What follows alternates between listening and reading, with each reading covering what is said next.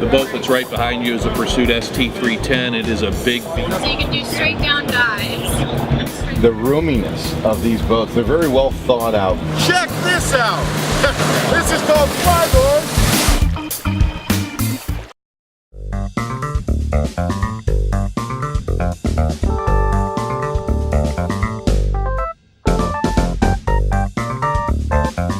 Hey everybody, David Levesque with AtTheBoatShow.com. I'm here at the Seattle Boat Show, largest boat show on the West Coast.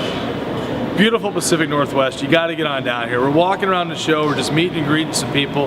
Came across John. John, how you doing? Good. How you doing? John is with Mountain River Outfitters up in beautiful Idaho. So come across the booth, looking at some various different things here.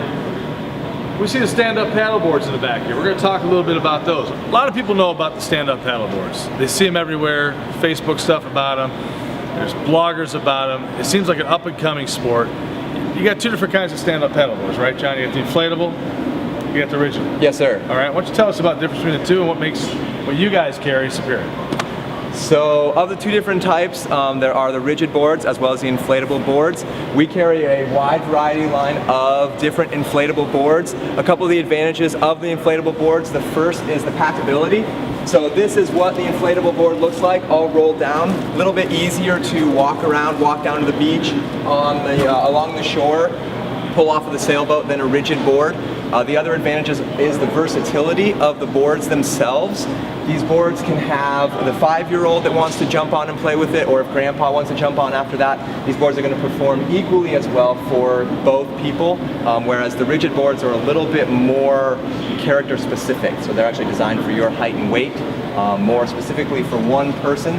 The inflatable boards are, the market's really expanding, so we're getting more specific as far as with a board that you want to kind of have be a lot more maneuverable and surf, one to go out and tour, or one that you can kind of have the best of both worlds, be long and stable as well as. All right, let's talk about that real quick, because I mean I had the opportunity to go ahead and do a little bit of this down at BVI's earlier this year. Nice. Had an inflatable board. It was really nice. Yeah. You know. Great core workout. Totally. Awesome core workout. And I'll be honest with you, my core is in a little bit of need. But the holidays are past, so that's my excuse. Every year, that's my excuse. Anyway, so I'm on this board, and my friends are just tooling around me, trying to make waves, wake, and trying to throw me off the board. Yep. I'm looking at this, I'm seeing different widths, different lengths. If you're a skier, you're kind of used to having different size skis and lengths and widths and whatnot. Lots of different choices, totally. How does that impact what it is you're doing here with the stand-up paddle? How does the length and width and whatnot impact? Well, the width is a big component as far as the stability goes. So if you're looking at I'm seeing some thickness too is some of the differences. Yep, also, and right? the big advantage of having a thicker board over a thinner board is you're going to have more weight displacement. So you're going to be sitting up a little bit higher in the water column, and so you're going to be able to turn the board a little bit easier. You can add a little bit more weight and still get the performance out of the board because you're not sinking down in the water and dragging more water. Got it. Okay. So any of them come with a cup holder? Because that's kind of important.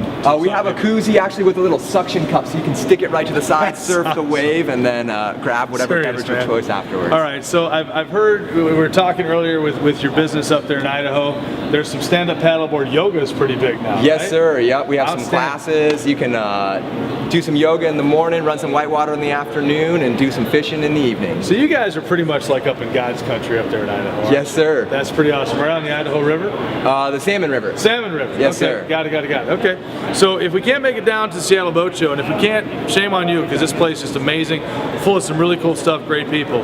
How do we find out about what you guys are doing? You can go to Mountain River Outfitters website, which is idahoriver.com, and see we have fun 365 days a year.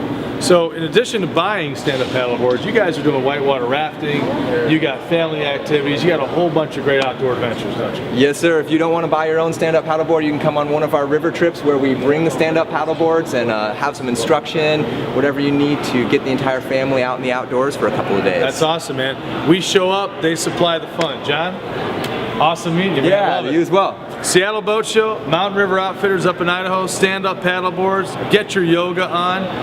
We will see you at the boat show.